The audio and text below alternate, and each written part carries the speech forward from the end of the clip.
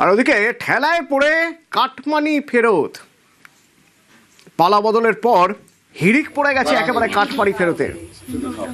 কোচবিহার শীতলকুচি আবাসের ঘর দিতে কাটমানি নিত, অভিযোগ সেরকম 58 জন উপভোক্তা যাদের কাছ থেকে কাটমানি নেওয়া হয়েছিল তাদের কাটমানি ফেরত দিলেন নেতা।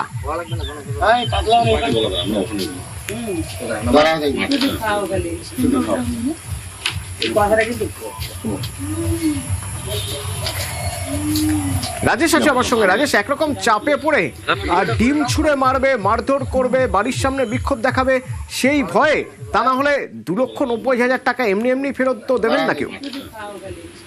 দেখো অতনু, একদমই তাই। মাথা ভাঙাতে এই কাটমানি ফেরত দিতে দেখা যায় প্রথমে তৃণমূল নেতাদের, এরপরেই কিন্তু দেখা গেল শীতলকুচিতে এবার আবাস যোজনা প্রকল্পের উপভোক্তাদের কাছ থেকে যে কাটমানি নিয়েছিল তৃণমূল পঞ্চায়েত সদস্য, সেই কাটমানি কিন্তু ফেরত দিলেন। ঘটনাটি শীতলকুচি ব্লকের বড় কৈমারি গ্রাম পঞ্চায়েতের রাঙ্গামাটি এলাকার 174 নম্বর বুথে। সেখানকার তৃণমূল পঞ্চায়েত সদস্য বিজয় বর্মন 88 জন উপভোক্তার হাতে 2,90,000 টাকা ফিরিয়ে দেন। গ্রামবাসীদের অভিযোগ যে আবাস যোজনা প্রকল্পে যে ঘর পেয়েছেন সেই ঘর প্রাপকদের কাছ থেকে কারো কাছে 5,000, কারো কাছে 7,000, কারো কাছে 10,000 টাকা করে নিয়েছেন। এবং এই ঘটনার পর কিন্তু দিকে দিকে তৃণমূল নেতা, পঞ্চায়েত এবং প্রধানের বাড়ির সামনে কিন্তু রাজ্যে পালা বদলের পর অবস্থান বিক্ষোভ করেন গ্রামবাসীরা। এক প্রকার কিন্তু সেই বিক্ষোভের জেরেই তৃণমূল পঞ্চায়েত সদস্য এই আবাসের কাটমানি ফেরত দিলেন।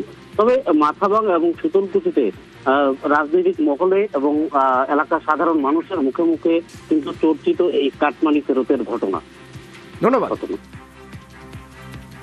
পঞ্চায়েত আমার কাছ থেকে টাকা নিচে 6,000 টাকা নিচে, টাকাটা আমরা এতদিন তো চাপে পড়ি দিয়ে দিয়েছি। তাই এখন তো বিজেপি সরকার যখন আসি গেছে তখন আমরা পাবলিকে পঞ্চায়েত থেকে দাবি তুলেছি যে আমাদের সরকারি টাকা আমাকে রিটার্ন দিয়ে দাও। এই যে আজকে টাকা ফেরত পেলেন, কেমন লাগছে আপনাকে? ভালো লাগছে। অঞ্চল নেতৃত্বের নির্দেশে আমি কালেকশন করছি, টাকা লাগে চাইতেছে তাই। বেনিফিশিয়ারিরা চাপ দিয়েছিল আপনাকে টাকা ফেরতের জন্য? না, ওরা অত চাপ দেয়নি।